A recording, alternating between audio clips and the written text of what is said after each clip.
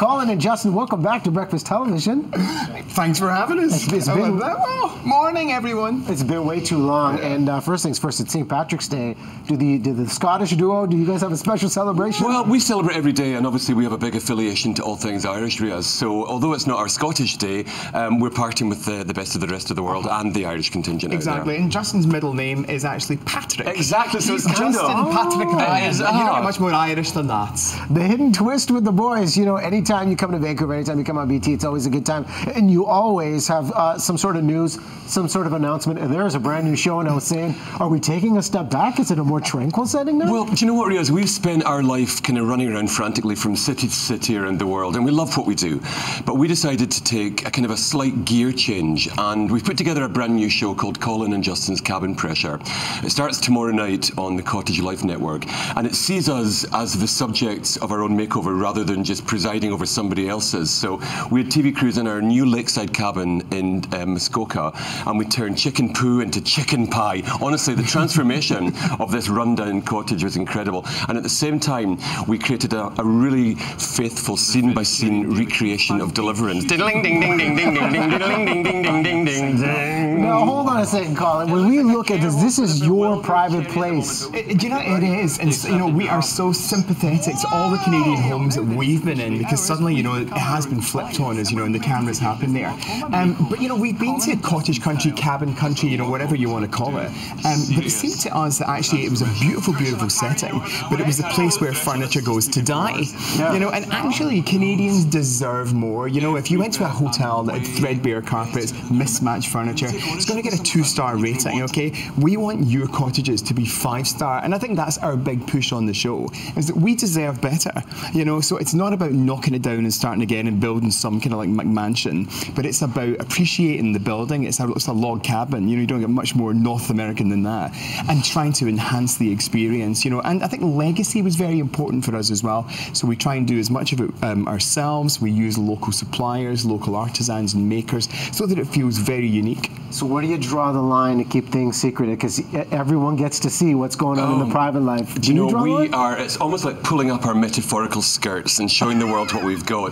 We kind of decided, well listen, our hashtag for the programme is, can we embrace the bush? Are we actually going to be capable of going out there and communing with nature?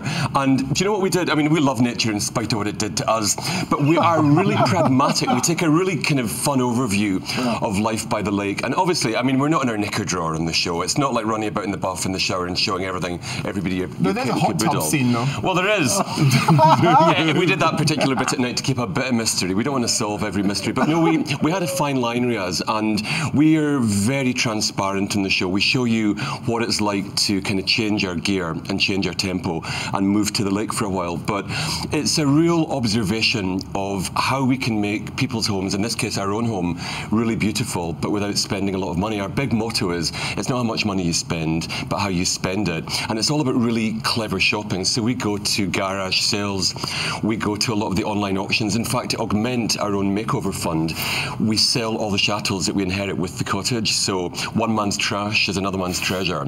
So we sold a whole lot of really gimmicky, cottagey, overplayed stuff like ducks and loons and like all these things made out of dried flowers that we inherited. Like we ran through that cottage like a storm and cleared out all the junk. But what we also learned, just importantly, is we actually bought what we call a pig in lipstick, because it looked beautiful, but it turned out to be a bag of rubbish. So we almost had to rebuild it from the outside in and then from the inside out. And it's been a real liberation, a real triumph. We didn't knock it down, and we actually genuinely feel that we've given that house a future. Well, it's real, it's raw. We can't wait to see it tomorrow night. Now, you guys are going to stick around for a second segment. Yeah. We will take a quick break. We're going to play a game. It's called Cottage Conflicts with Colin and Justin. We're going to throw some scenarios your way and see how you deal with it with the cottage life. We're going to play that next here. Do I keep my clothes on Breakfast Television? Clothes are optional, but I suggest you keep them on. It's totally up to you. We don't want to limit our guests here on Breakfast Television. Hello, go to break. We'll be back. Cottage Life debuting tomorrow night on Cottage Life TV. Congrats again on the show. Thank you. There's a secret though, man, because your lifestyle taking a bit of a shift with the cottage living, the relationship. How long have you two been together, and what is the secret to success? Weirdly enough, this April is our 29th year. Not a lot of people know this. Justin's actually my adoptive father. I was 3. You are so going to get into trouble. Any more of that, I'm going to abscond with Riaz, Colin. I'll tell you what. It's just a matter of time, Riaz. You're out, you're in. Fabulous. I've been usurped. Yeah, it's weird. You know, suddenly it's 29 years. And I think if you're in a kind of relationship with someone, it's great to appreciate who they are, not try and suffocate them, you know, and you don't want to become one kind of like single blob. But at the same time, I think if you have some common goals, you know, and if you work together and support each other, then you still have fun 29 years later. We still chase each other around the house and lie on the floor laughing our heads off every single day. You've got to, because I still think I'm young. I mean, I'm 47 next birthday, but still 27 if anybody asks. I still think, you know, I've got a young outlook in life, and I don't feel kind of encumbered by the passage of time. Quite the opposite, Riaz, to be honest. I feel liberated by experience of life, which lets me take the next bit and then tackle it and enjoy it even more. And now that we're in the whole cottage thing, it's like an exclusive Canadian club. No one tells you that it's like the best spa experience. Yeah. It's always in your mind, the thought of escaping the city, being closer to nature, being aware of the seasons, the moon, the time of the day. It's just so fantastic. One thing that we did find out when we moved to Canada is that cottaging in Canada and cottaging in Britain are two entirely different pursuits. Cottaging in Canada, we all know, is when you go to the lake and the cabin and the home. Cottaging in Britain is a slang term for the bother that George Michael got into in a public park, in a public toilet. So when we moved to this country, we met this old couple at the airport. They're like, oh, hey boys, welcome to Canada. When are you going to start cottaging? Me and my wife cottage all the time. I'm like, hang, this is a liberal country. Hang! Gotta love Canada. Well, listen, we're going to talk about lifestyles now that you're in the cottage life. We have some scenarios. We want to know how you would react to these given situations. This game is called Cottage Conflicts with Colin and Justin. Let's roll the graphics. Let's roll the music. Oh, jeez. Oh, here it comes. Scenario 1 we called Hey Neighbor. So here's the scenario. Your neighbors are blaring their music and have interrupted any chance of you two having late night romance.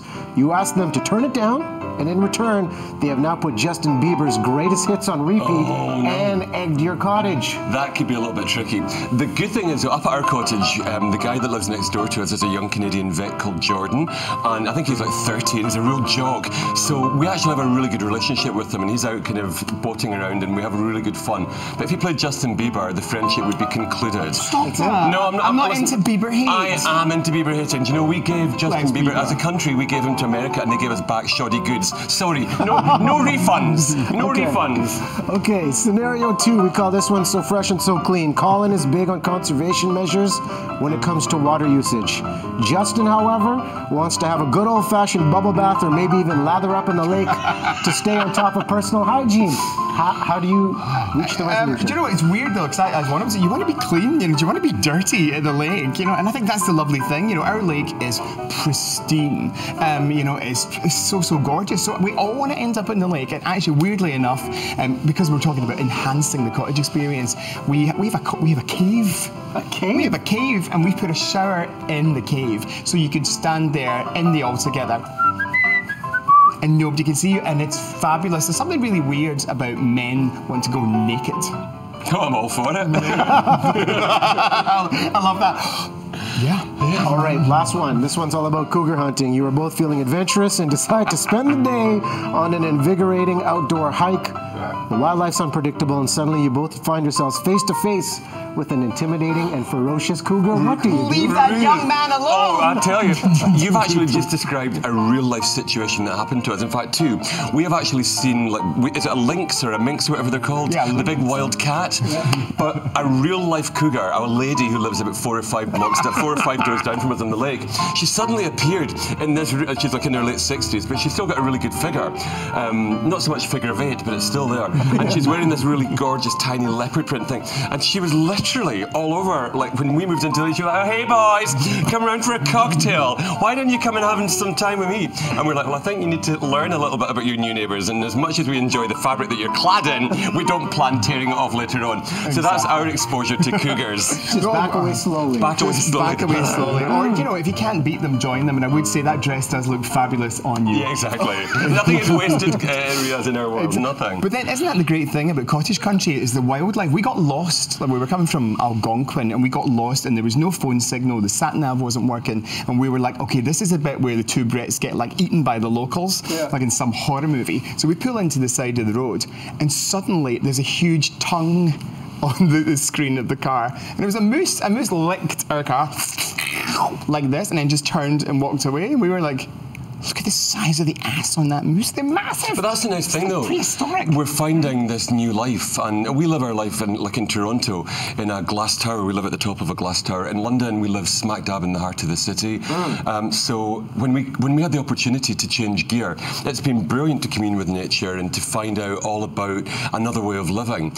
And it's been so satisfying to, I think we mentioned earlier on, the best bit, it's been so satisfying to save a house from being razed, because everybody else that looked at our cottage said, yeah, we're going to buy it and we're going to knock it down. It's almost got a real new heartbeat. It's like saving somebody's life, bringing this beautiful cottage back to life. And I know I sound a bit sloppy and soapy there, but that's what we truly mean. And we get to watch it unfold on national television. Boys, congrats on the new show. Always Thank you very much. Gorgeous. Sir, a pleasure. Never a pain. Never a pain. I got to come out and party with you guys in the cottage life. I hope this goes more than one season. Love it with the boys.